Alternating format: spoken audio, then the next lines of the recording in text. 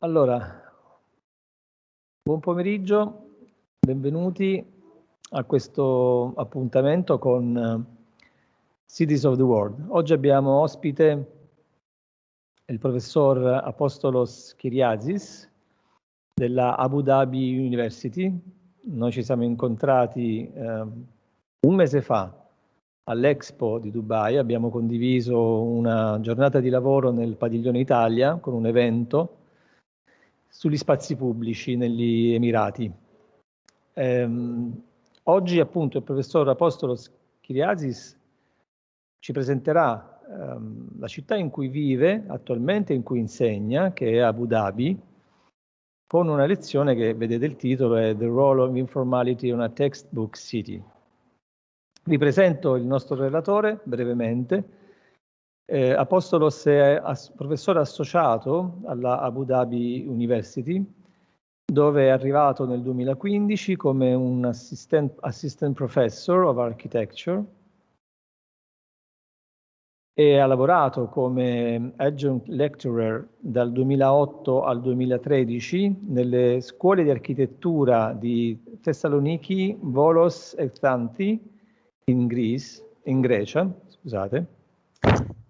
E si è laureato in architettura a Thessaloniki, dove ha anche preso un master in pianificazione e progettazione urbanistica e un dottorato in architettura e rigenerazione urbana, e ha aperto poi un'attività professionale dagli anni 2000, ha avuto 3 premi in concorsi di architettura, ha partecipato 2 volte alla Biennale di Venezia, nel 2016 e nel 2018, e ha partecipato anche ad una mostra al European Cultural Center di Venezia nel 2021. E poi ha diversi progetti di residenze e di pianificazione urbanistica in Grecia, ma anche negli Emirati, nell'Arabia Saudita, in Qatar e in Egitto. Ha pubblicato e ha presentato lavori accademici in molte conferenze, ha condotto ricerche in collaborazioni con istituzioni internazionali. Il suo campo di ricerca preferito è quello sulla scala del quartiere residenziale e sulla rigenerazione urbana, sulle morfologie urbane, sugli spazi pubblici, l'informalità e il social housing. È anche un fotografo, questo non lo sapevo. Sono curioso di vedere, magari nella presentazione ci mostrerà delle fotografie. Vedo già una bella foto qui in copertina, chissà che non sia sua. E ha partecipato in diverse mostre collettive con anche premi e riconoscimenti. E la fotografia per lui va oltre un semplice mezzo di espressione, ma è anche uno strumento di sintesi e rappresentazione per l'architettura e l'urbanistica. Ha uno studio di architettura nella sua città Volos, in Grecia, ma adesso vive stabilmente ad Abu Dhabi, appunto. Allora, now I shift to English very briefly. Apostolos Kyriazis, born in Thessaloniki in Greece. He is an associate professor at the Abu Dhabi University, where he arrived in 2015 as an assistant professor of architecture, and he worked as an adjunct lecturer from 2008 to 2013 at schools of architecture in Thessaloniki, Volos, and Xanthi. And he holds a diploma in architecture and a master in urban planning and a PhD in architecture and urban regeneration from the University of Thessaloniki.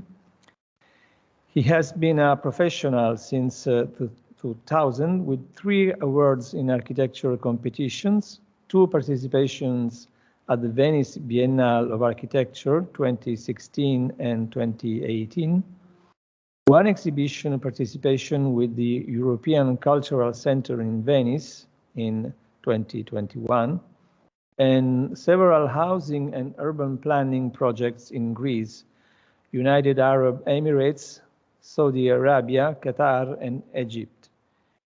He has published and presented academic research in numerous conferences and conducts research in collaboration with other international institutions.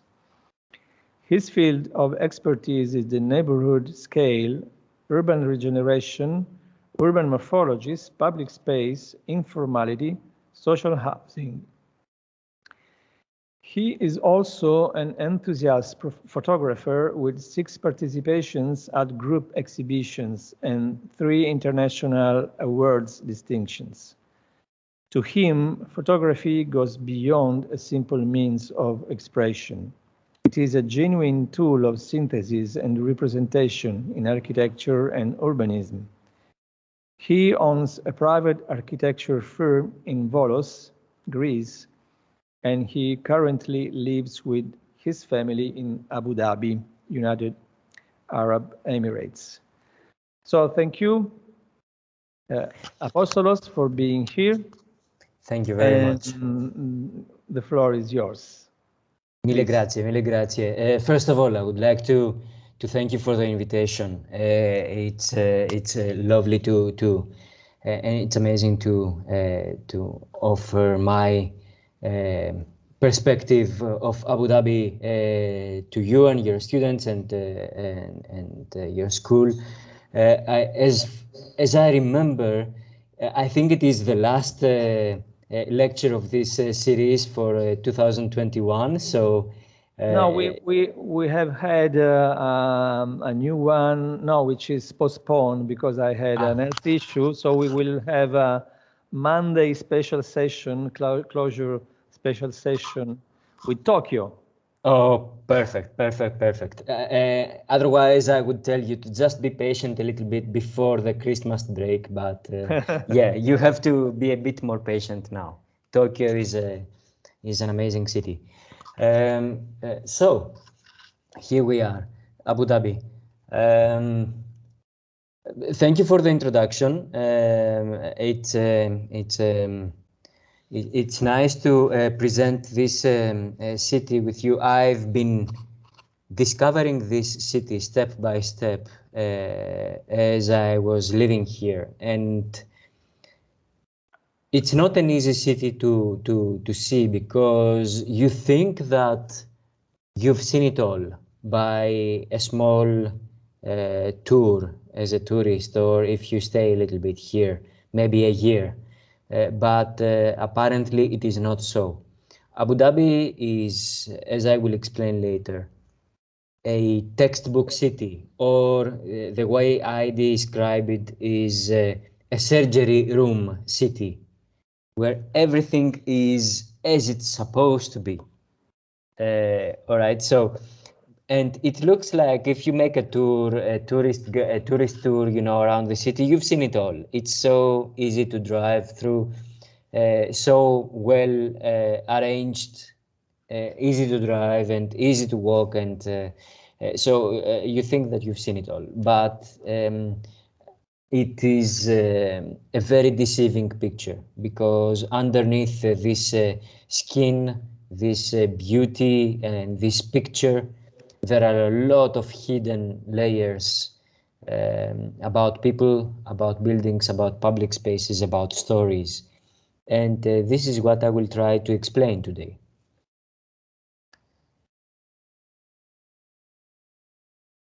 So,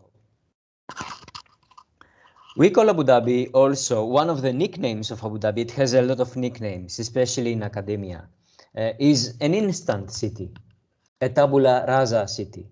It means that practically it comes with only 50 years of contemporary history. Before those 50 years, before the 1960s, it was a temporary settlement, a temporary settlement for Bedouins. But very fast, from the early 60s until today, it has evolved on a rapid pace to become what it is today. And if I could give a two-word or a two-sentence title to Abu Dhabi, it would be a tabula rasa city with under a modernist and a postmodernist urban vision. So let's take it step by step. Abu Dhabi lies in the Gulf region, and until the early 60s, it was what you see on those photographs. It was a temporary settlement of Bedouins, Arab Bedouins, that used to come and go seasonally between the summer and the winter from settlements within the mainland of the Arabian Peninsula, and would come here in the winter time in order to fish and in order to collect pearls for trading. And of course, during summer, they had to live away because of absence of potable water and because of extreme heat and humidity.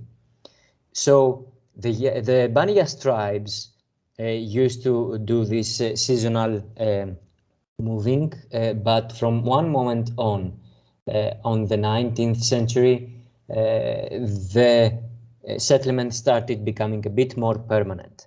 They were able to set a fort, which is this fort that you see here and here, which is called Kasr al-Hosn, the Al-Hosn Castle. It is the palace of the sheikh that used to live there, and it was hosting the single well to potable water that they found. So it was a very strategic point, from which Abu Dhabi took its name. Abu Dhabi is in Arabic means the father of the deer, and there is a myth that says that some people that arrived in that point, they found a deer drinking water from a well. So this is how they found the well, and this is how they somehow secured this well for their own interests and started developing the whole settlement around it.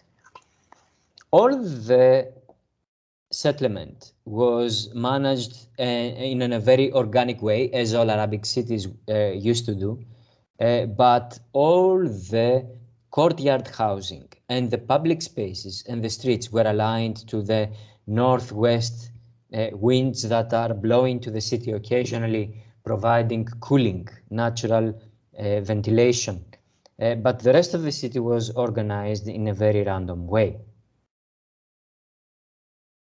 In the mid-60s, there was a shift in power. Sheikh Zayed took power from his father, and he managed to release the very first money that came out of oil. Oil was discovered in the 40s and the 50s, but it was only until early 60s that Abu Dhabi started capitalizing on that and actually spending that money, because the previous sheikh was very reluctant on getting deals with the English protectorate that was here, the English occupying forces that were here.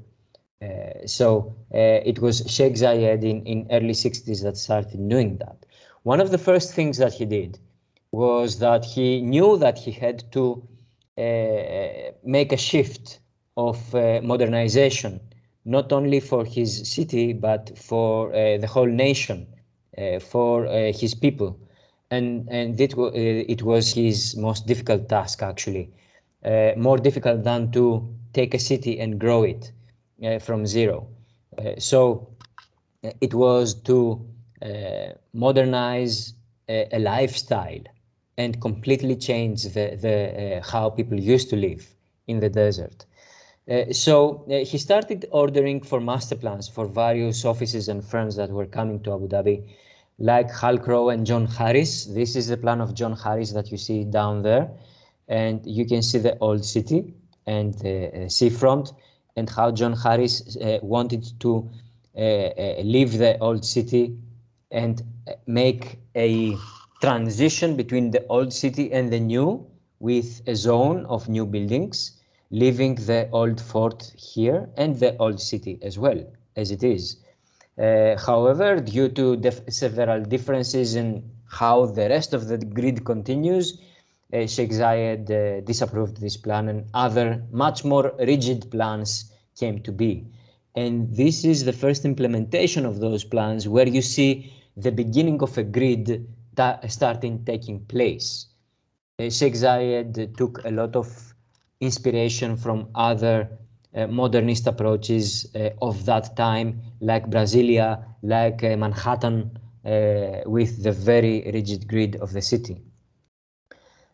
And he wanted to have this very, he had this idea, and he had foreseen how all this wealth from oil could be distributed to the people. So he made sure that he would make the right choices for the city to grow. And the grid, the very rigid grid, was the best and the fastest way to do that.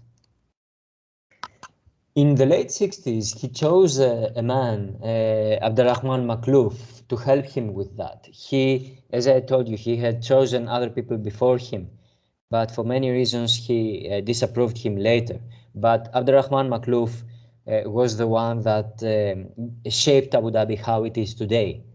Abdurrahman Maklouf worked with Sheikh Zayed, and they shaped the city, and they gave the very distinct super blocks that we see today in the city. And Maklouf is a very interesting story. Unfortunately, he passed away 2 days ago on the age of 98, and it was sad news for all over the country because he was a very distinguishable feature here in Abu Dhabi. Maklouf was definitely inspired by the work of his master, Hassan Fatih, the architect of the poor, the person that modernized housing in Egypt and combined the vernacular architecture with the principles of modernist ideas on less ornamentation and passive cooling and passive strategies. But for easy adaptation on social housing. And he was also part of many master plans and housing initiatives in the Middle East. He was also inspired by the work of Konstantinos Doxiadis, the great modernist urban planner and architect that was engaged through Greece to a massive number of United Nations programs of regeneration after World War II, especially in the Middle East, but not only in the Middle East, in Africa, in United States, in Latin America. And he was able to, together with Hassan Fatih, deliver a lot of master plans adjusted to the local conditions. Maklouf was inspired by both of them, and he was definitely inspired by Doxiadis' latest master plan in Baghdad and in Riyadh in 1968 to deliver this super block module somehow, a cluster, a neighborhood cluster that would be able to duplicate and be applied as much as anybody wanted and adjusted easily with groups of 7 houses to create clusters and separated corridors of greenery for children to play without any danger from cars. So you have separation of traffic and pedestrians according to the modernist movement, of course. Adaptation to Islamic values, whereas community centers and mosques would be gathered for every line here, every grid, every half of a grid, and schools and other facilities to be able to be streamlined for everybody according to this scaling of the neighborhood application and how you could apply it in any degree that you wanted. Something very, very similar to the neighborhood module that Doxiadis applied for Baghdad and especially Riyadh. Abu Dhabi grew a lot after that.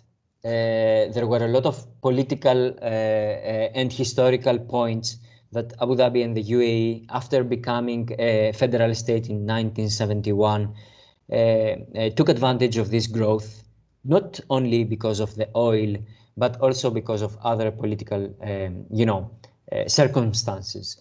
It was, for example, the war between Israel and Egypt that skyrocketed oil prices, which created a boom, a construction boom here in Abu Dhabi. Again, the 2001 9/11 incident that created a lot of influx of capital here in the Middle East again, and a lot of other reasons. I can also say a pivotal moment was in 2004, where Sheikh Zayed passed away and his son Sheikh Khalifa took power. And Sheikh Zayed led Abu Dhabi to become a capital of a new nation, and Abu Dhabi became the federal capital of the UAE. And there was a new master plan guiding the city into the decades of 80s and 90s. But after 2004, Sheikh Khalifa made a major turn and wanted Abu Dhabi to step up and become a global hub of services, sports, entertainment, tourism, and the tertiary sector in general. And this was a major leap of transformation for Abu Dhabi.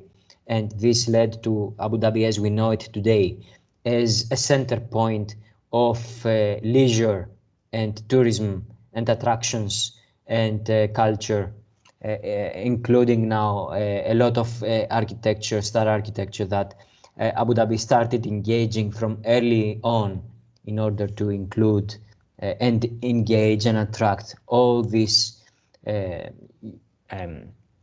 tourism that wanted to bring in, and attention, of course. This is the center of Abu Dhabi as it exists today. If I compare it to that map, I can say that the original Abu Dhabi is at the end of this island here, the old city. And it grew in 70s and the 80s to occupy the entire island, as you see it here. And then go to the mainland to create vast suburbia. All of these are suburbs that were created in the 90s, in the mainland mostly. But it also grew on the islands next to it, with amazing nature to be preserved in the middle, with mangroves and a lot of very sensitive environments. But later on, it grew even more, especially after 2007, along the axis towards Al Ain in this direction and towards Dubai in that direction. If I take this map, and you can see now how small the Abu Dhabi island is, this is the metropolis of Abu Dhabi now. And Dubai, if you continue this map, is somewhere here. So it is a very close combination of cities that is going to connect one way or another very, very soon and create this metropolis, this mega city that Dubai is creating right now with other cities in the north, Sharjah, Ajman, and so on, creating a metropolitan zone between the two. So this is the downtown area, and these are the super blocks that you can see very distinctively that are created after the Makluf application. I call them not only super blocks, but through some research that I've done, I call them watermelon super blocks because of, as you can see, some properties that they have with high-rise exterior and low-rise interior. A very unique and globally unique, actually, setting for Abu Dhabi. This is how it is now. A metropolitan area that spreads both against the desert and against the waterfront, the mangroves, the very sensitive environment in two fronts. It's a war. It's an extension of a city that is expanding on rates that are not really measurable, and it is expanding, it is consuming nature based on a very postmodern lifestyle and horizontal segregation that is not easy to see, but it is very distinct. And it is characterized by, as I said, over-regulation and privatization of the public spaces. Over-regulation because after 2007, the city was organized into manuals and guidelines that year after year, step after step, they tended to not only describe how the city should be, but they tended to give very meticulous and detailed descriptions on that. And this led to a very rigid framework with not too much of a liberty for architects and urbanists to work on. So this was something that really sparked our interest, and we always wanted to see how people, the architecture and the public spaces come together with this very, very rigid framework of urbanism. How all this new tabula rasa, from scratch urbanism conflicts with the people that live there. And we had this research together with Sorbonne University and with two amazing colleagues, which was fruitful in several conference papers and presentations, and this book that you see here. And you can see on your screens as well. And we wanted to examine public spaces of Abu Dhabi, both formal and informal, and superimpose them with the urban form and behavior of people. And we wanted to do that in order to see how Abu Dhabi works under the surface, under its skin, under the usual, depiction from magazines, from social media, from very flashy journals about tourism, about real estate and everything. So we wanted to see how it works. There are two more layers that needed to be discussed here. One is about buildings themselves. Abu Dhabi has regulations to recycle and change fast enough that even buildings don't get away from it. Buildings in Abu Dhabi have to be replaced with new ones every 20 or 30 years in order to catch up with technologies, in order to keep their values up, in order to provide more, work for everybody, for the secondary and tertiary sectors of economy. And of course, this was an outcome of very early constructions in the 60s and the 70s, that construction qualities were not the best. They were actually very poor, and they had a lot of issues with poor construction that were demolished. And so they made a legislation that is extremely harsh on every building that led to this recycling wave. So buildings have to be replaced and recycled every 20 or 30 years, depending on the circumstances. And this led to an eradication of even more layers of history. Abu Dhabi has very few layers of history. It's not like Italy or Greece or many other European cities and countries. It starts from the 60s. And you only have very few buildings of the modernist movement and few buildings of the postmodern movement. And they are also getting lost, and because of this factor.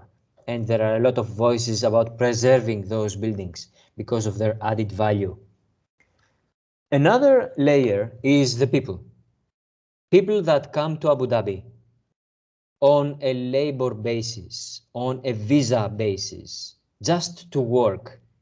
And whenever their contract finishes, they have to go back to their own countries. It is as simple as that, unfortunately.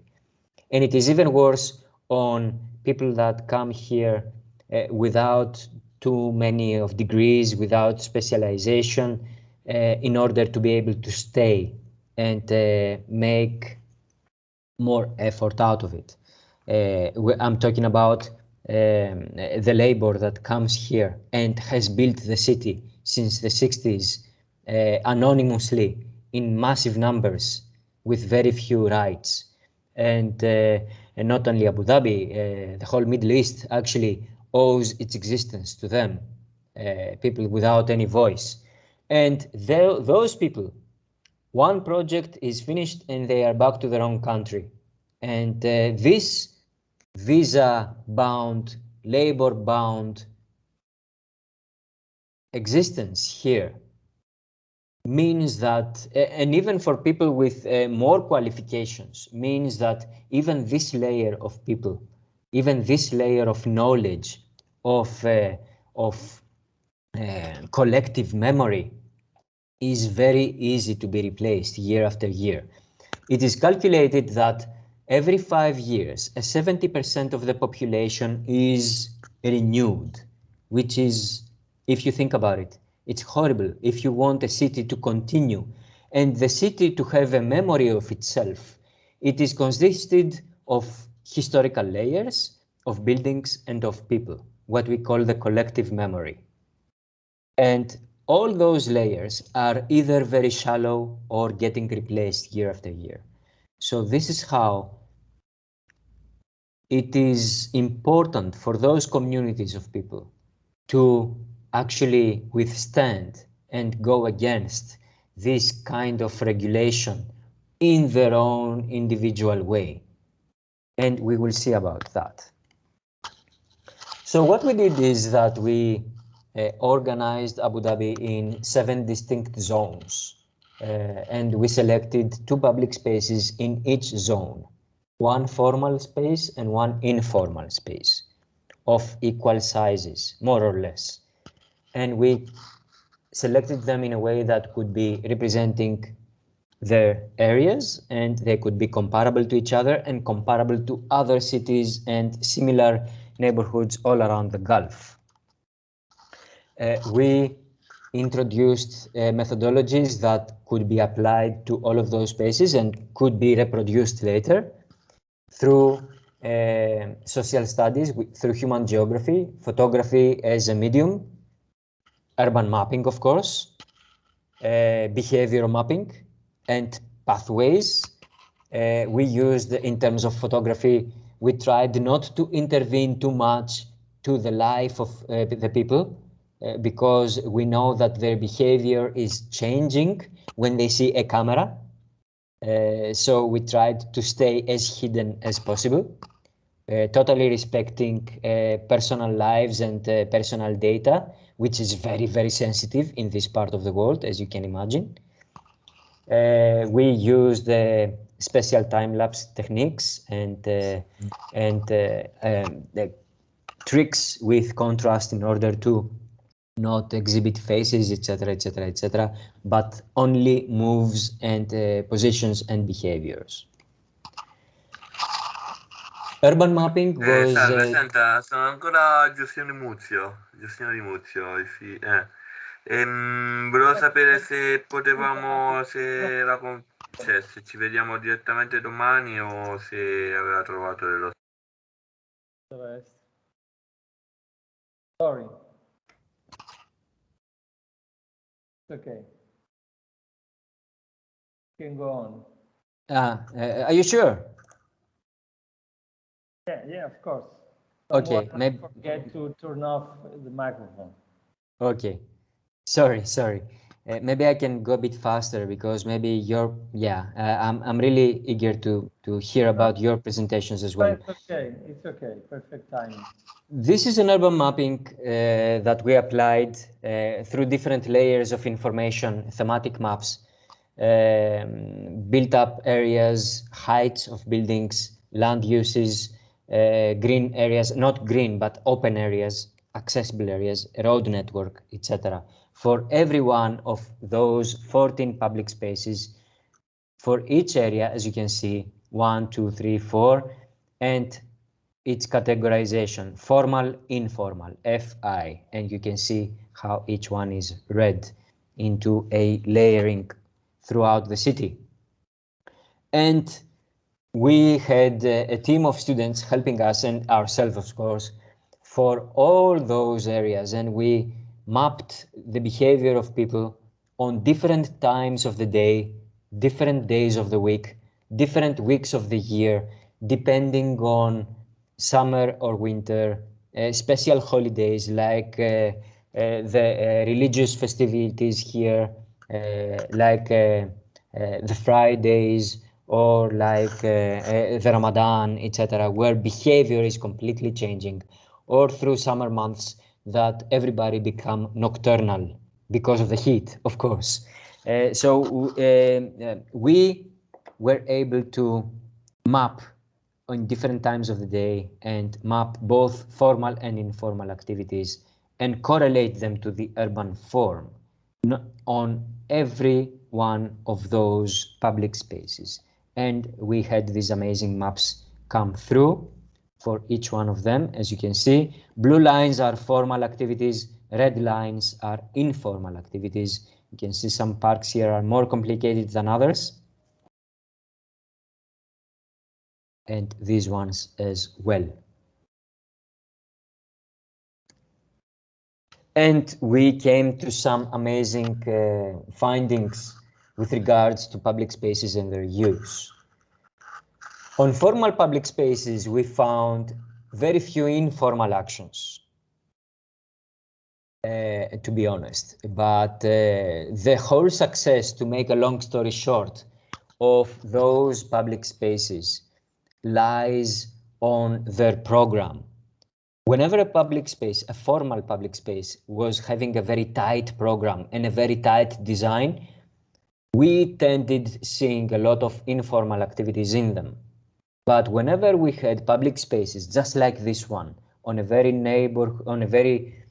residential neighborhood, with an open program, easily adjustable to a lot of uses throughout the day, like an open green area, that were able to be customized, that were able to change depending on the time of the day and the day of the year.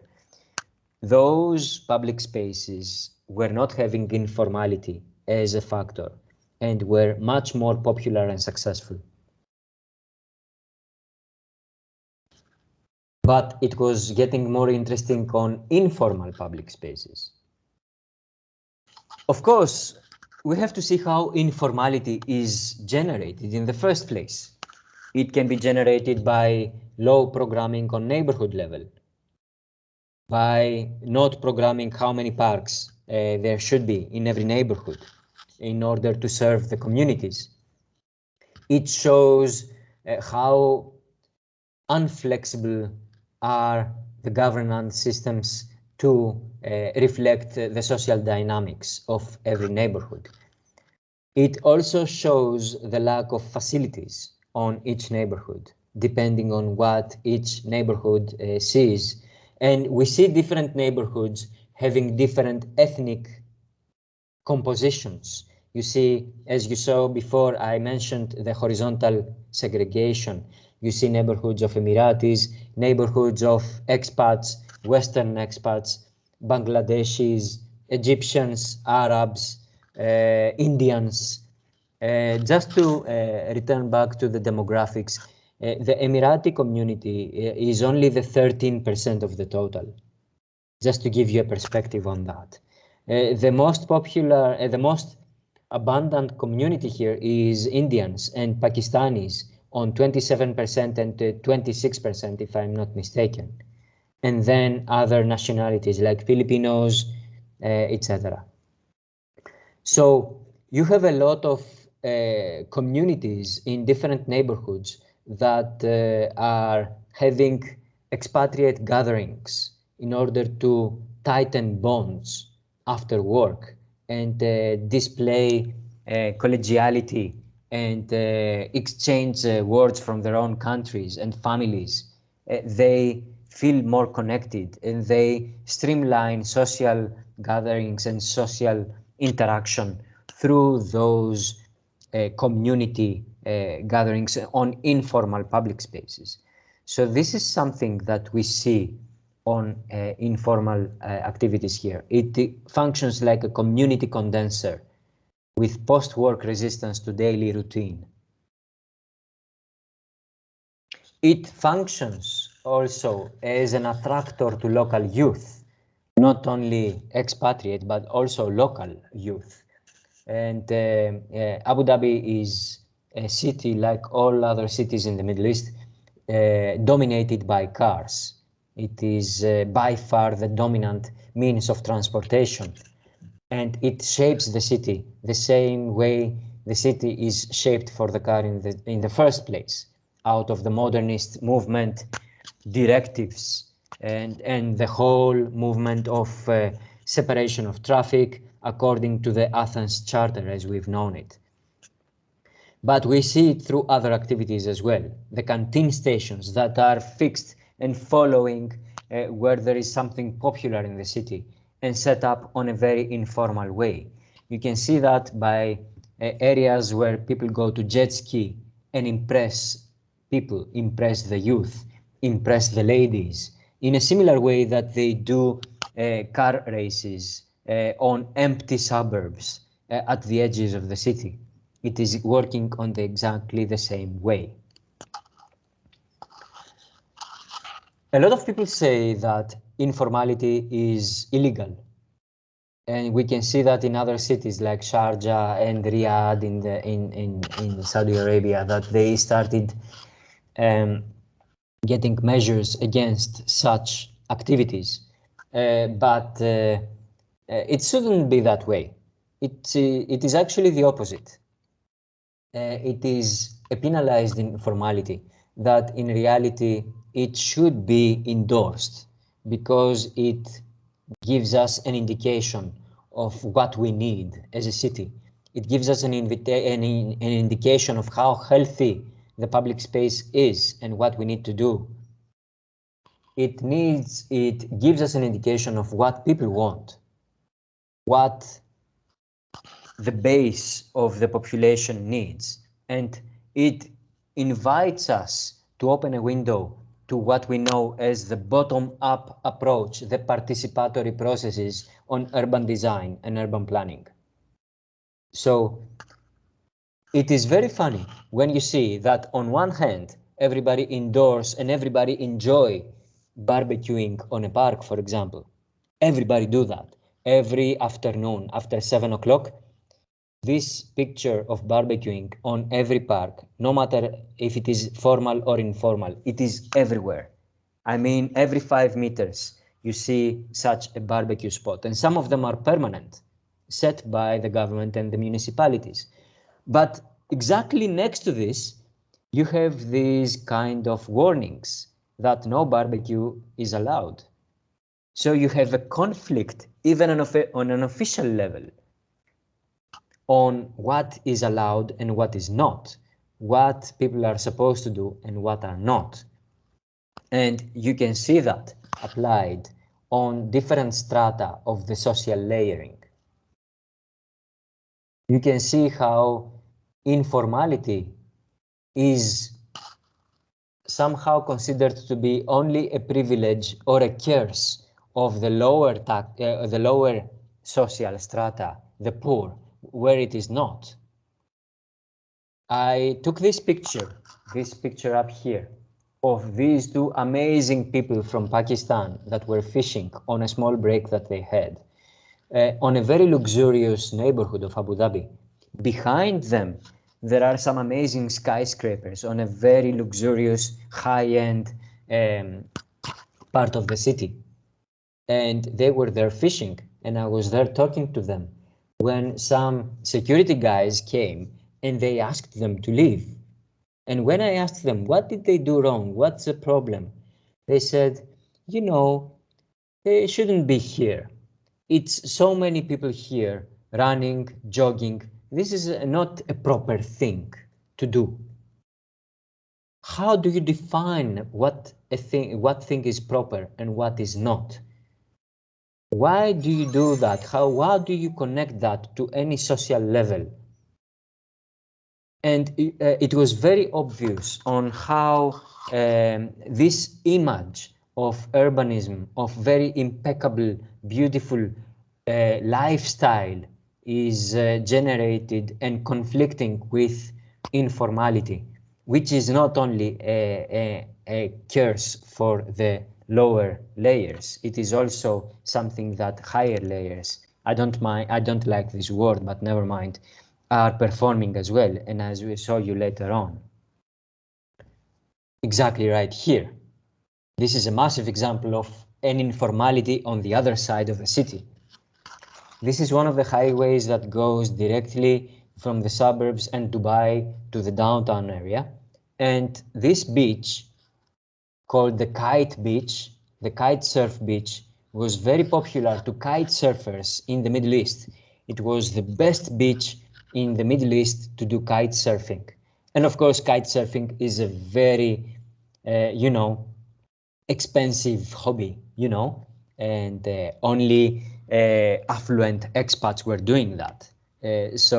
And you have people going there, going off-road, and occupying that beach, creating a community, a very vibrant and informal community, taking advantage on a very environmentally friendly way without any machines of this amazing beach. It was a massive combination of elements. The orientation of the winds, of the beach, of the access made it so easy for them. And they were there by massive numbers. Until one day, some people saw that as an opportunity and they wanted to create some real estate opportunities out of it. They fenced the beach. They created 2 or 3 centers for people to go and buy kite surfs and equipment for snorkeling and to make nice tours around it. And they fenced the beach as well. So you can go only from their side. The kite surfers saw that as a direct threat to this freedom that kite surfing is representing. And the moment that thing happened, they left. They didn't mind about losing this amazing spot. They just left. And this maybe was one of the last days the kite surfers were there. I remember taking that photo. Now it is just an empty beach, because even those centers that were created later on, because of no movement, no traffic, they remained closed forever.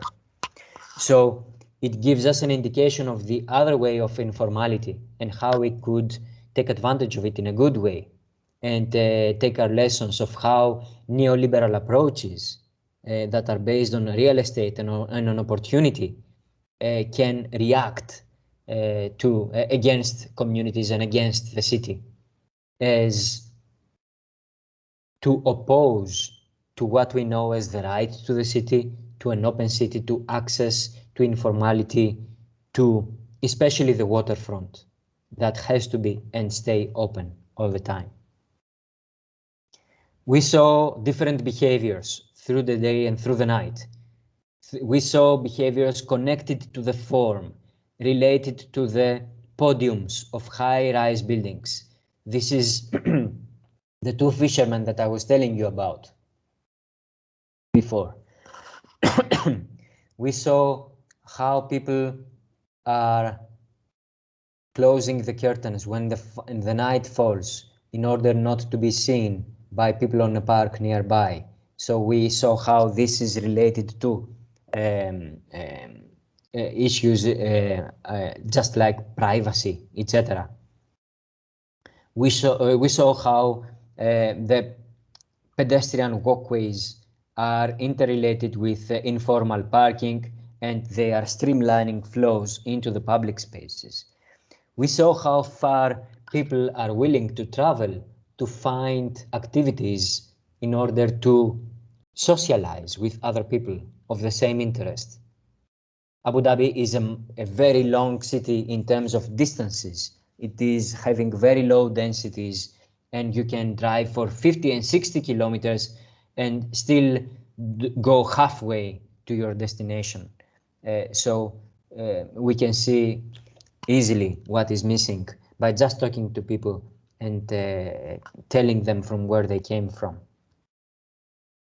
We saw people with determination or people with disabilities and how they can use informal activities to improve their own life because of poor design in some cases of the public spaces.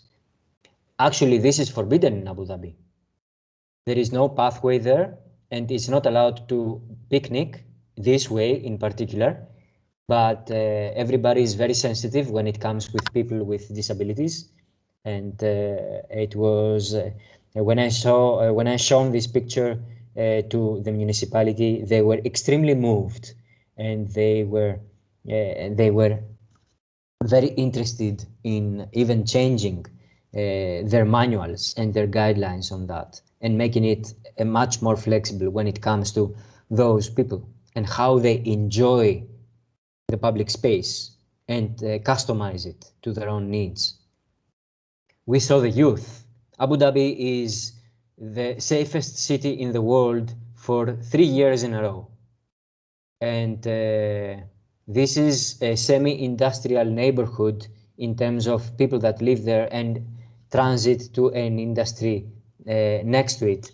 But it is very safe to walk at night, even if you are alone, even if you get a child, there will be it will be completely safe there. And the youth is just trying to find opportunities for employment, for socializing, for better education and better conditions on their lives for them and their families. And they are working through informal ways in order to do that. And it was a very funny story with this gentleman that we started making a conversation. I had left my camera there to take many shots in a row of this public space that you see. And I was walking between those buses 300 meters away when I saw those young boys coming in front of the camera. I was afraid that they would get the camera and leave or something, because I was far away and it was a very dark point. They saw the camera taking photos automatically. And to my surprise, they stopped in front of the camera and started taking poses in front of that. And I was so happy. I went to them and we had a discussion. They were some amazing guys from Palestine, and they told me their story. They were around the shops looking for a job, and they wanted to be engineers, etc., etc., etc. So it was an amazing moment for this project that I was on. Just to close this, I have to say that it was a great lesson to all of us. We were looking at Abu Dhabi on a completely different eye. We saw a completely flowing layer of people. And we saw that informal urbanism ensures openness and inclusivity and democracy. It ensures voices to be heard. It ensures smart and active citizens, instead contrasted to smart cities, which I don't really like the way we try to pass it on. Informality is not theophide, but it becomes essential in disclosing weaknesses and shortages, all right? And first and foremost, informal urbanism is a pathway towards actual social sustainability, not just sustainability in terms of numbers and emissions. So this was something that I really took a lesson from, and I believe it will be a lesson for all Middle Eastern cities, and why not European cities as well. That's my presentation. Grazie molte. Thank you very much, Apostolos.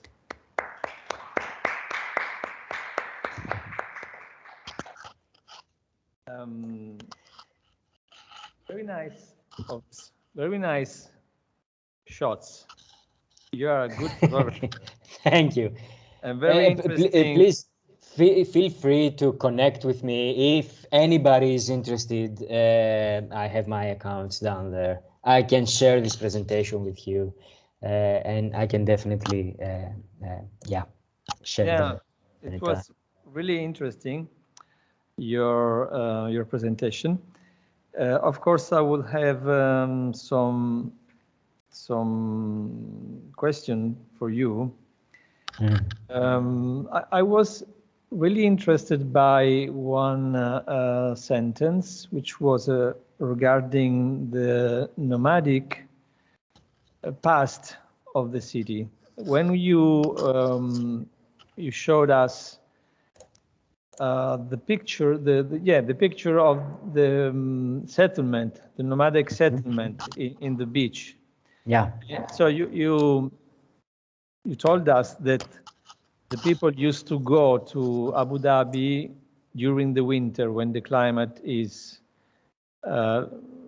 let's say, less severe. Yeah.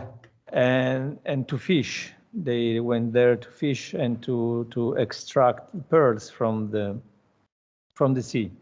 And I was wondering how the city today still remain in a sense, remain a nomadic city.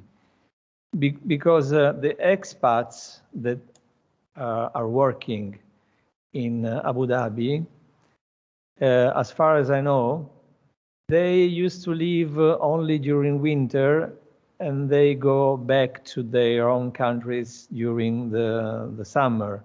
Is it correct? Is it a kind of nomadic lifestyle which is persistent in these territories? What do you think about it? Well, it is. It depends on the profession, actually. If you go to the harbor and to the fishing industry, you can see a lot of people from Bangladesh and from Iran, and especially from Iran. It's if you see the map, you will realize how close Iran is to us, and they can come here on a daily basis. There is somehow daily or weekly commuting between Iran and the UAE. And it is a very common practice throughout the years. It's not something late. It is a very common practice. And they used to come and go whenever there was a need, depending on the seasons of fishing, the moons, etc., etc., etc. And it still goes on. Those communities, despite the fact that they are under pressure because of mechanized fishing and other advancements like the fishing industries and easier ways to have fish, through fish farming, etc. You can still find those people coming and going. You have laborers coming from major developers for all the infrastructure, labor forces that you barely see around you. They go, they live on campuses, on dorms, and they take the white buses and they go directly to their labor areas, to the construction sites, and they just come down at the end of the day just to sleep, and that's it. Back at their campuses. This is their life. So all of this is something that academia and people started exploring only lately. There is very few literature about that. And you can see it is changing the way the development is changing as well. So you can see waves of development and then a bit of a recession. You see more and less people coming. But in other disciplines, in other fields, in other areas, you can see different patterns. Of course, like long-term businesses, services, you can see completely different patterns. So it has to do with the profession, it has to do with the conditions. So for example, I'm here for 7 years. I know colleagues that left in 1 year, but there is no average actually. It depends on the industry. Yeah, but it was really stunning, your sentence, when you said that each 20, 30 years the buildings are renewed. But in what sense renewed? As they are demolished and rebuilt? Exactly. Exactly. Okay, completely. And it was very lately that a lot of people that are sensitive in terms of the modernist movement and older buildings that raised their voices and said that we have very few buildings of the modernist movement, and all of them are amazing gems, hidden gems, and we need to save them. We have very thin layers of history. Let's preserve those thin layers that other cities don't know what to do with them. They have them abundant and they don't know what to do with them. We have the opposite, and we should preserve that thin layer. And there was very recently this case that this legislation that before any demolition, the environmental agency of Abu Dhabi would come, take a look at the building with architects, and take a look if this building is worth keeping according to the Restauro principles and the Docomomo principles. If it is, then it is proposing to the owners a set of initiatives and motivation to keep the building, restore it, which would cost more, much more, and in order to keep it and become like a landmark because of its history. A lot of people had chosen, if not all of them, not to do that. Demolish the easy way. Construct something new, much higher, much more effective, much more lucrative. But in this case, at least we have this legislation now, this control a little bit, which is not all the way through because some people bypass that as well. But it is something. It is something in between. Yeah.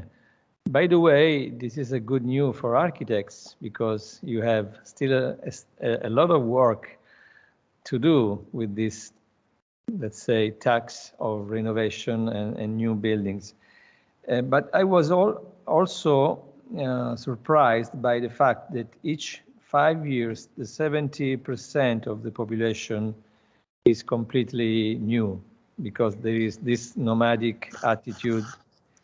So what do you think? How can you consider a city which is not the same each 20, 30 years by the urbs and by the civitas? This is the importance of the collective memory, which is made of buildings and people, to tell the story, to continue the narrative, to continue what the city is, its memory before everything else. This is where the difficult task is. And it is even more difficult because of those two factors, the replacement of both buildings and people. Only 13% of the people here are local ones, which is the steady part of the population. And it is an absolute contrast to what we know in Europe, for example. Here, multiculturalism is celebrated big time, and everybody acknowledges that and are happy for that, including the Emiratis. And they completely respect that. They know that this is how their country is built, and they cherish that somehow.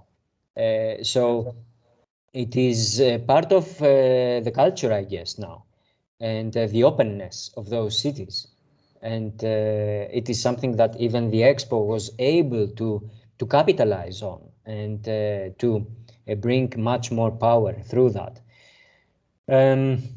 I would say that this is something, okay, I will talk about Greece in particular. Whenever I hear about those you know, voices about Greeks and all those influxes of immigrants.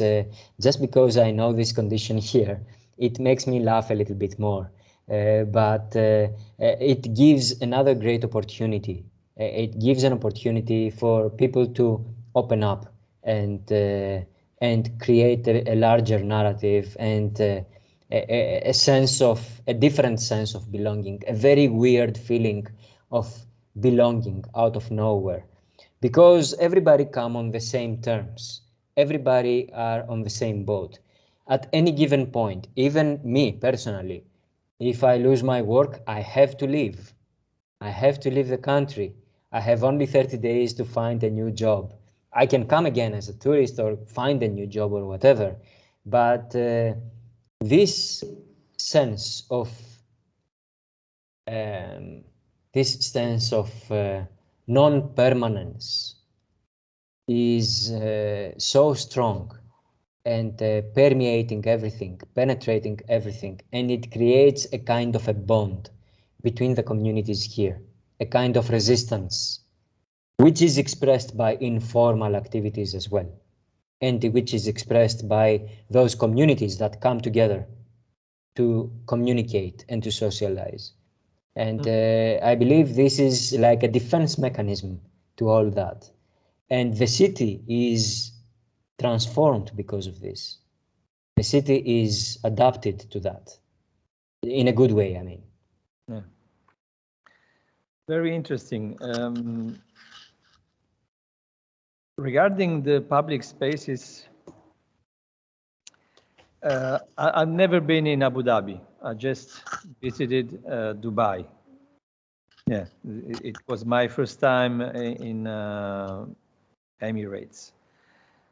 So, as I told in the meeting that we held in the Italian pavilion, talking about public spaces in Emirates is a kind of stress test for the idea of public space, because public space, as Western people and European people, we know it as first of all, let's say, political space for political purposes, but also for social relation when you go to meet the others, okay, and you go to know the other people, and many other issues. In Dubai, I had the impression that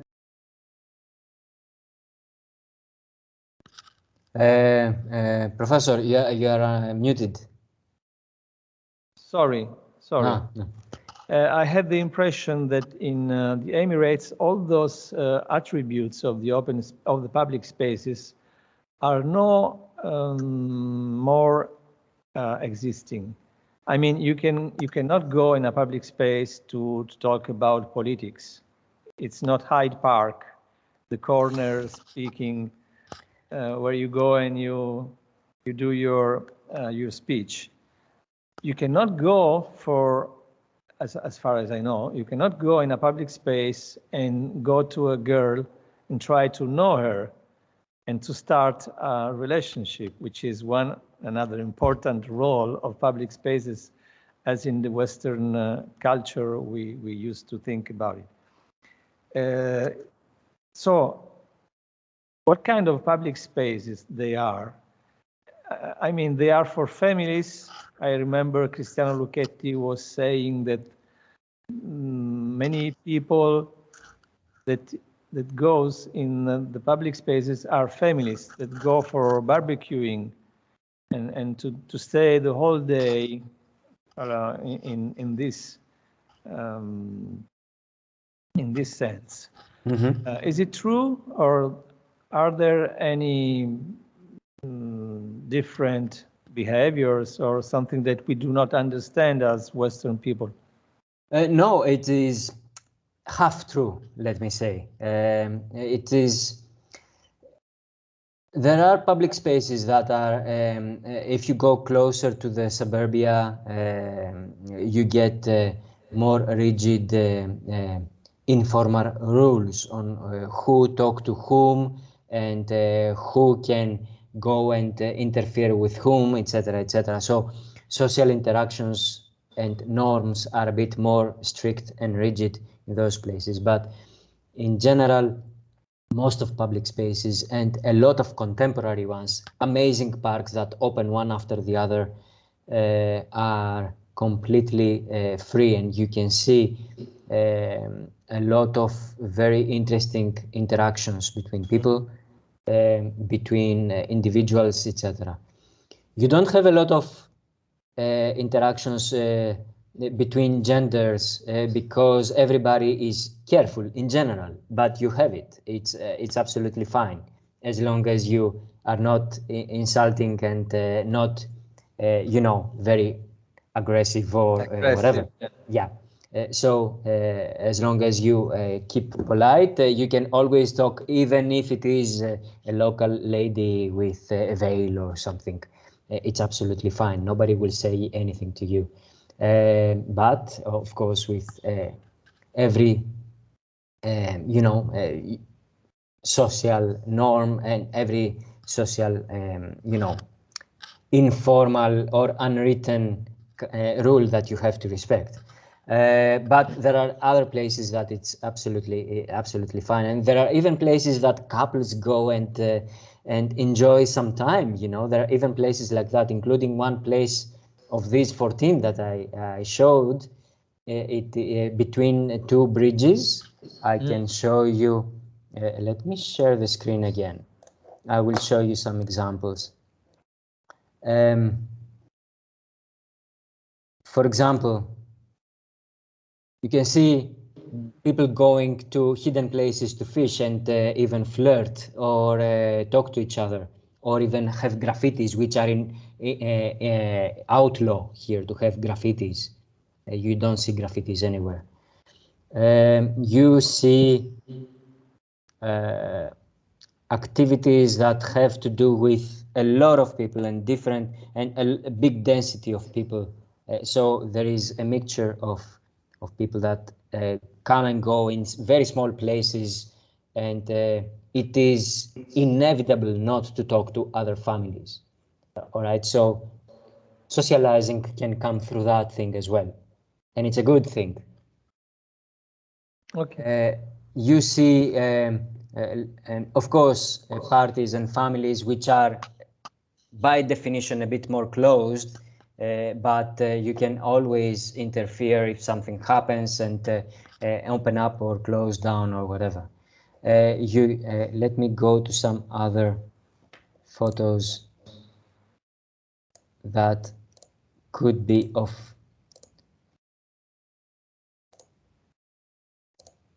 interest. I will try to show you those bridges.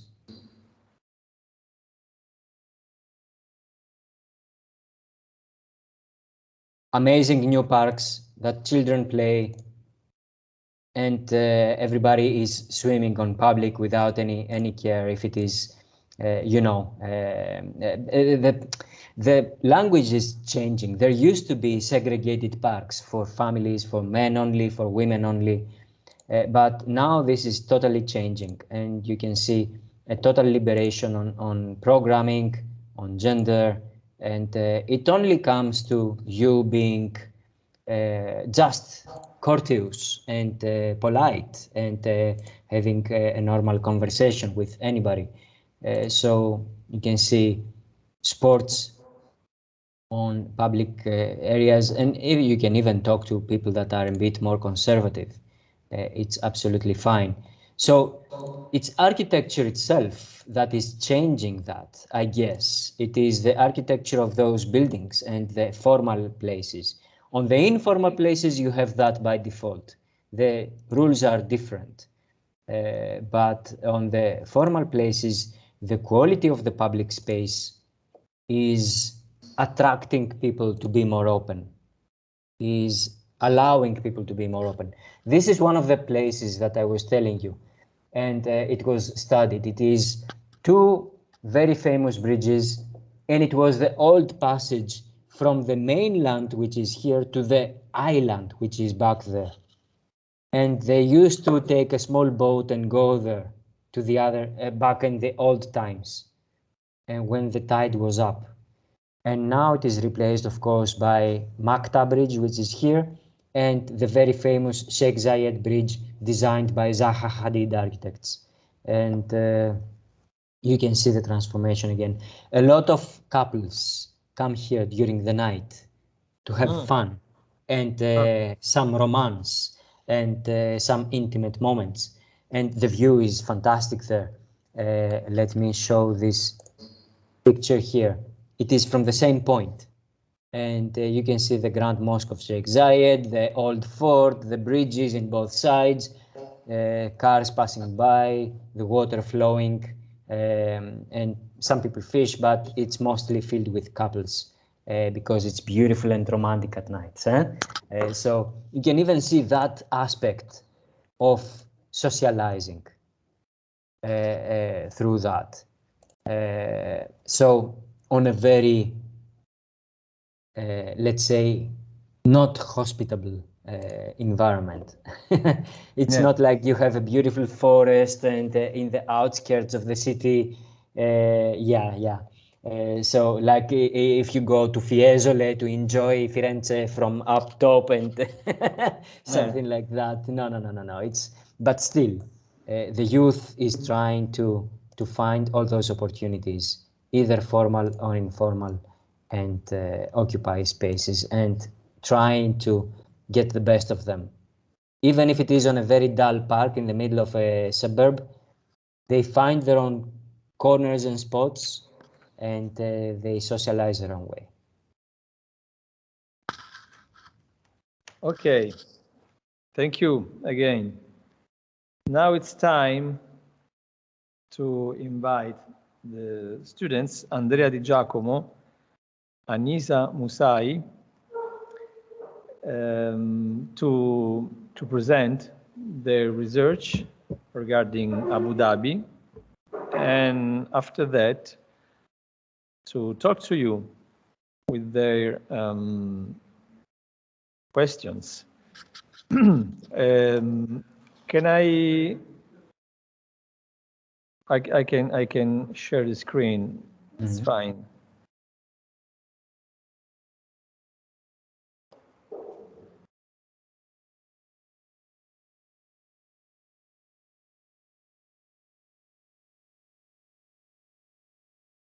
File.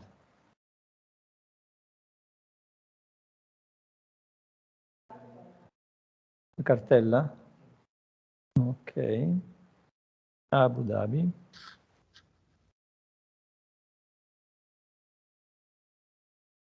Scarico.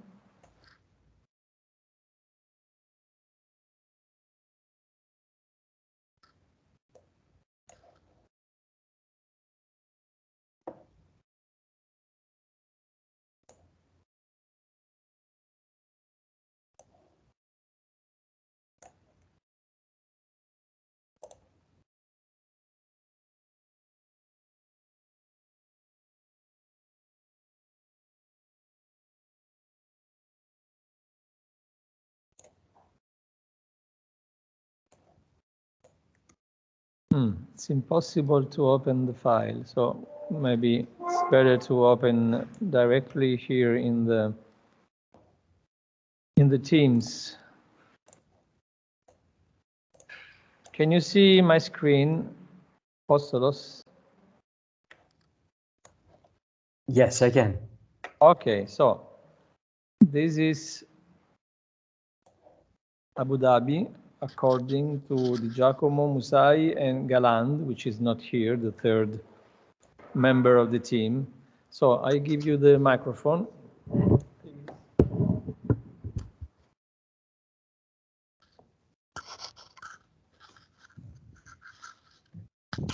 Good evening. Thank you for the presentation, Vito. Very useful. So, for the introduction of this city, Sorry, I'm trying to put the camera on the people.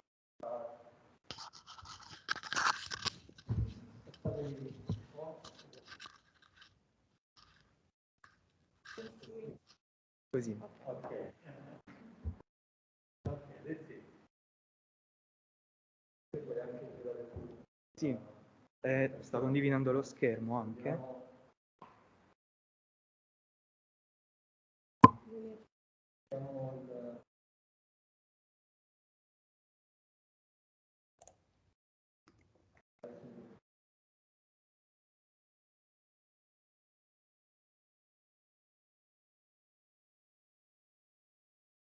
Okay.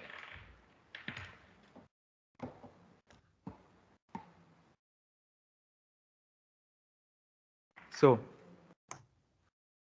to start this introduction of this series, we have to tell something of the story. Because this city has a story of 50 years, but in fact was one of the fastest growth of buildings and two for the population. We can see how through the years this city has a development. We can differentiate three periods: the inception period, the dispersion periods, and the redemption periods. And this information is very interesting because when I had to do the research for the first time, I was thinking that the city has the same development, for example, for economic reasons. But it's not like that because there are three different phases, and I think one of the most interesting is the first, the inception periods. We talked about before of the super blocks. So in these first phases, in these first periods, I will talk about the downtown part of the city, so in the island and in the northeast part. The planners, the professor said before in the interesting presentation, was the principal planner was Makluf. And in my research, I was writing that maybe it takes influences by Kyriazis plants, but now I have the confirm that it's like that. I have a paper that I show it here. I can share it with you. That I tried to make this, assumption, this hypothesis, and find if it is true, and it is absolutely true. So yeah, you can consider that something, Yes, that had happened. And the structure of these first super blocks, it's very interesting because we have a watermelon structure. We have one side, to the sides we have buildings that are non-residential. So it can have the community facilities. And on the internal, we have an internal core that is made by residential housing.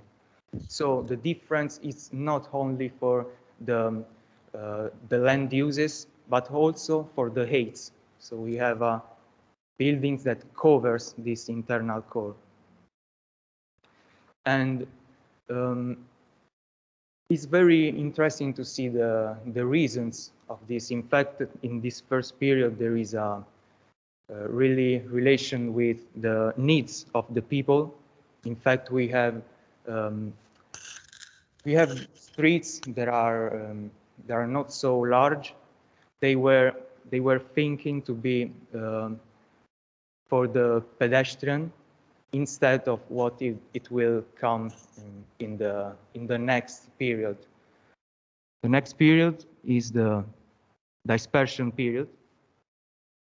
And here we have the first differences with the first structure, because the super blocks expands outside the main island. We don't have the same structure. They are bigger. They don't have the better structure like before, because if we come to analyze the conformation, we can see that we don't have such a thinking structure. We have a lot of residential units, but they are isolated, they are disconnected to the other activities. And in this period too, it was followed the principle of Atkins' plan, that it was impronted to the development of the city to the outside, principally with neighborhoods, residential neighborhoods, and at the center of the island we have the highest buildings. So this is a difference in the construction, in urbanism, and this is very interesting because this distance has a reason, because this planning was driven by the road infrastructure. So for the car, we have an expansion of the city, and to cover this distance, we have the car as the first transport for moving. And in the last period, we have the redemption period. So it goes by 2007 to present. And it's interesting because it tries to follow the principles of 2007 plan for 2030 of Abu Dhabi. So it was planned by Urban Planning Council. And in these super blocks, there are at the extremely outside of the city. So they are the latest neighborhood to be constructed, to be built. There are some interesting ideas because they were oriented about the sustainability, the high density. So it's a return to the first period. And there is also a return to the small sizes of the houses and a better structure. But the problem is, I think it's still the same because they are outside, they are small cities, and they also are connected by car transport like before. So it's not as well structured like the first. And I think this is very interesting because the first period, in my opinion, was one that we consider as the cultural element of the city.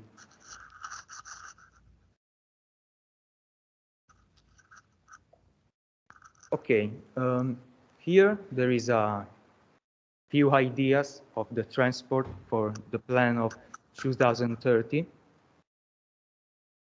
So, to these principles, we have the grid, the network of grid streets. There are more various, and they have the goal to distribute the traffic and liberate, then free the streets that had a problem of congestion, congestion. There are also other ideas, interesting ideas for example, the high-speed rail line to connect and to implement the transport that is not only by the car. And this is necessary because we were talking about before the highly distance of the small cities that characterize this territory. And in this plan, they talk about also the parking problem. So the problem is related to the climatic because we have a lot really hot temperature that can reach also 45 degrees, and the presence of a lot of cars, it's a problem because they were made in metal, so it's really a problem. And one of the solutions they were thinking was to or to put the basements, the parkings in the basements, or to elaborate better public space, or to elaborate the streets, the roads, to make better this type of problem.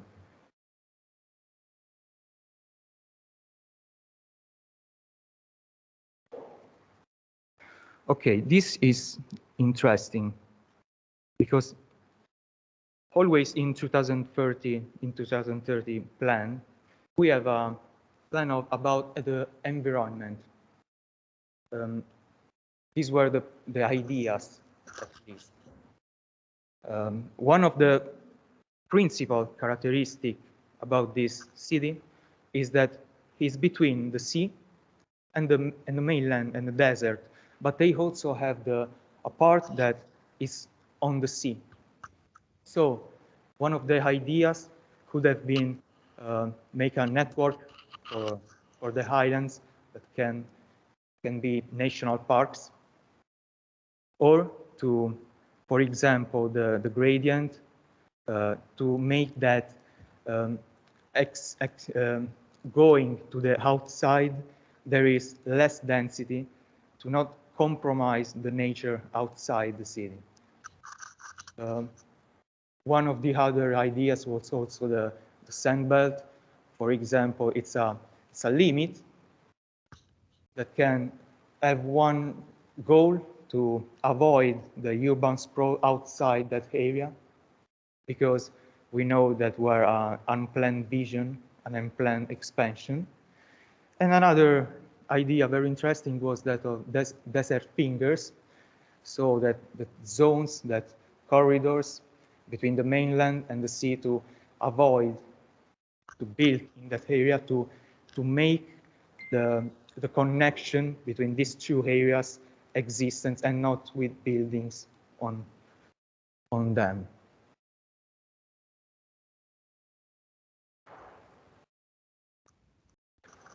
There are also other ideas that are in the city and not outside, like before. For example, the open edges, it's an idea similar to that we talked before. It's related to the limit.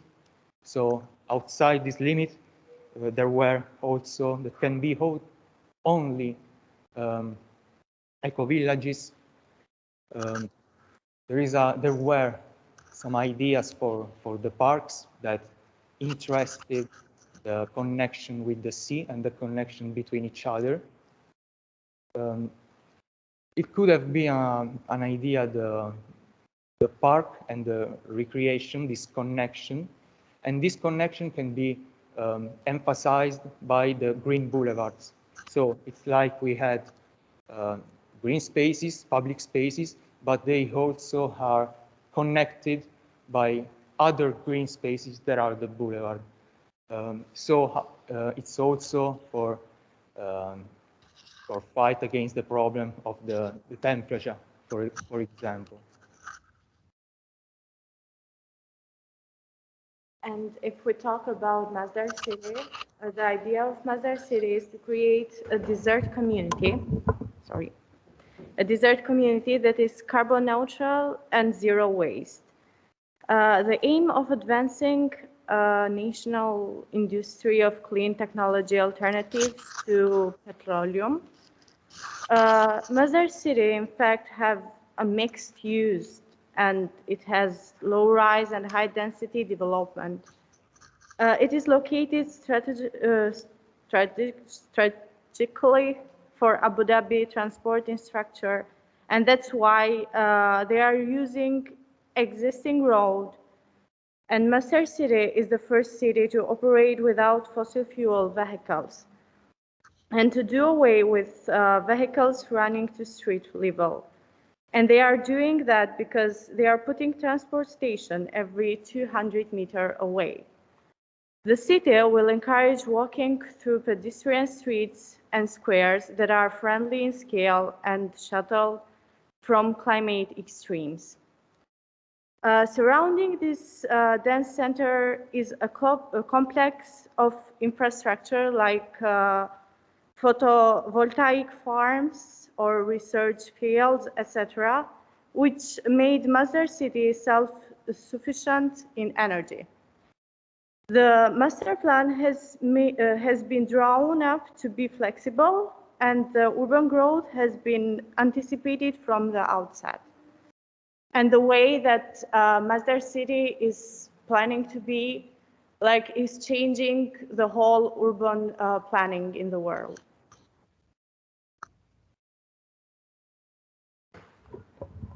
Okay, thank you. Very good job. I appreciate it. So, Indeed. Yeah, thank you. Do you have any questions to ask? No, just comments. I really enjoyed the presentation.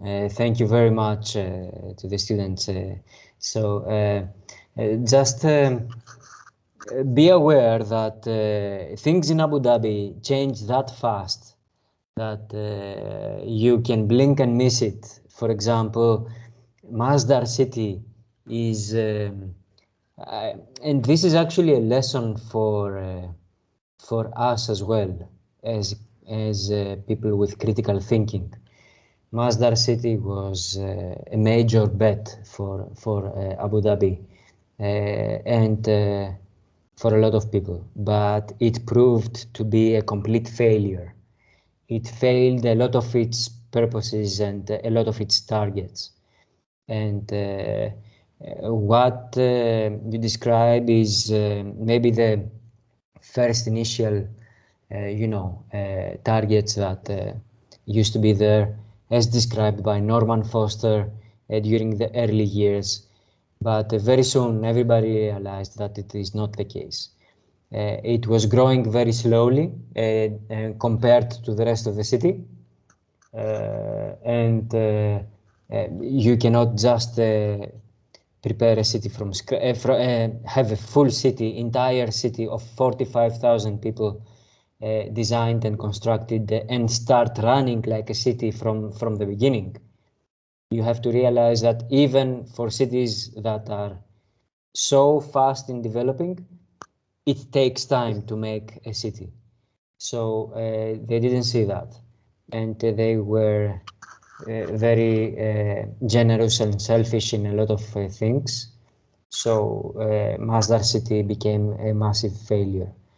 Now the automated vehicles run on a very small part of the central building only. There is one central building, and these automated vehicles are very beautiful, but they run almost 200 meters, come and go. It's just for showing it around as a potential. But it's now growing to different types and different directions. It will not follow the Norman Foster master plan anymore. It is redesigned, redistributed to many developers, and it will be the big parts of it will be completely different to what it used to be. This is a lesson both for us, and it has to be a lesson for everybody on how skeptical and critical we can be when it comes to big ideas and crazy, high targets and notions, etc., especially here in the Middle East. We see projects on the news like NEOM and the Linear City in Saudi Arabia and Alula and many other projects in Riyadh and everywhere, and the skyscraper in Jeddah of the 1 kilometer height. Big skeptical about them, big critical. It's not something that is constructed overnight and is running overnight. And they start realizing those things soon, one way or another.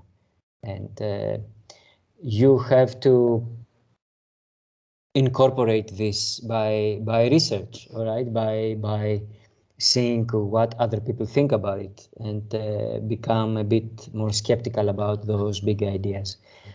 The Guggenheim, the Louvre, they are also projects that had a lot of difficulties. Another project of Norman Foster, the World Trade Center, it was hit by major delays and a lot of differences to the original one because of the 2008 recession that hit Abu Dhabi as well, and especially Dubai. So there are a lot of factors that came to be. But I really enjoyed this. It's this presentation. It's something that some elements that show that people think in the right direction. People think that we have to start considering design and planning as something grander and as a process that can improve our world, and we can be based on that on a scientific way. Thank you for your comments. Now, guys, do you have any question? Can you come here?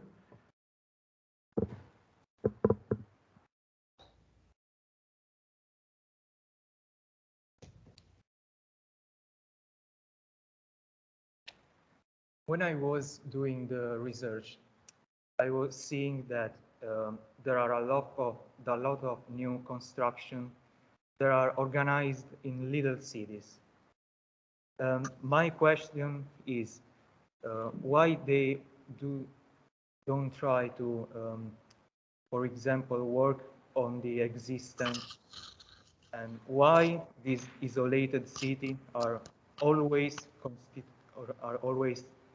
organized by the most part residential, only residential.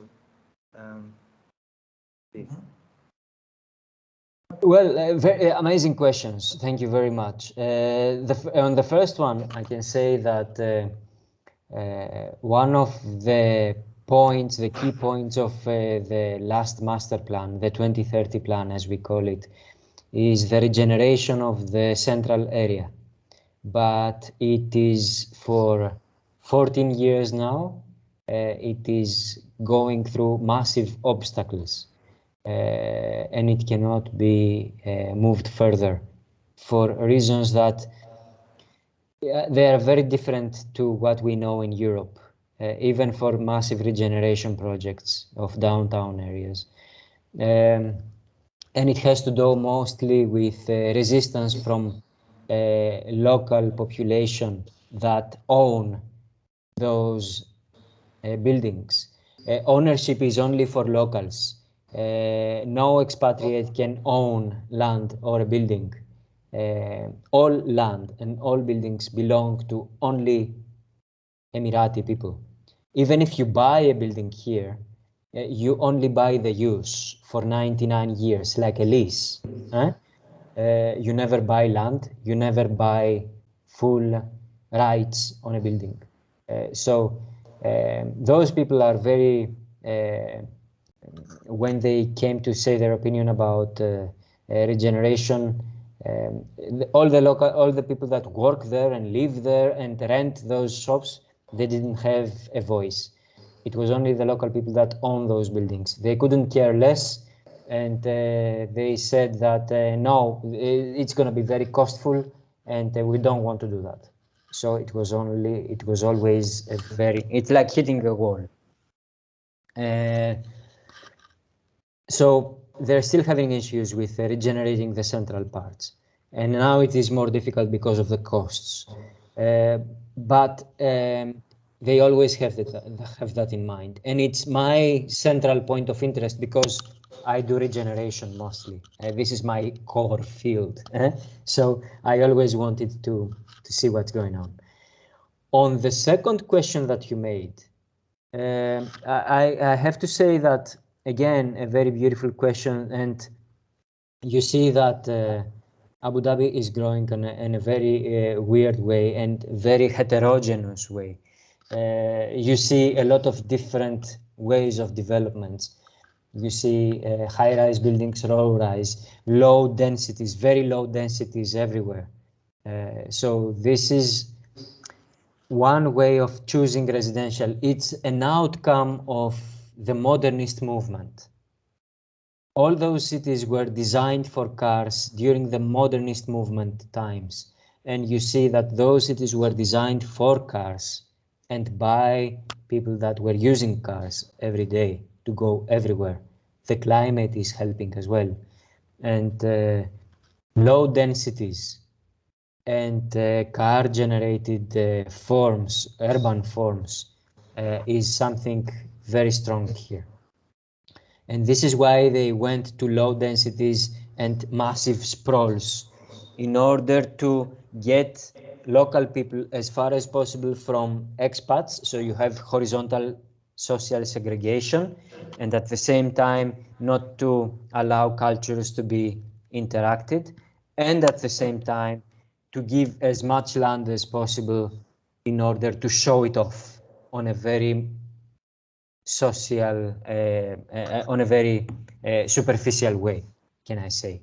Like a social status manner generated by the status of the villa and how beautiful a house is to show it off on a very postmodernist approach, which started in the 70s and the 80s. And it is very similar to many other Middle Eastern cities as well. So you see all of them come together in a city that is dominated by cars on a very low density, massive spread, in order to be able to control the different qualities of urban space, the ethnologies, the demographics, even the public space itself. All right. So I believe it's a matter of social control in the end. Thank you. Thank you, Apostolos. Thank you very much. We ran out of time, so we have to close the session, but it was a really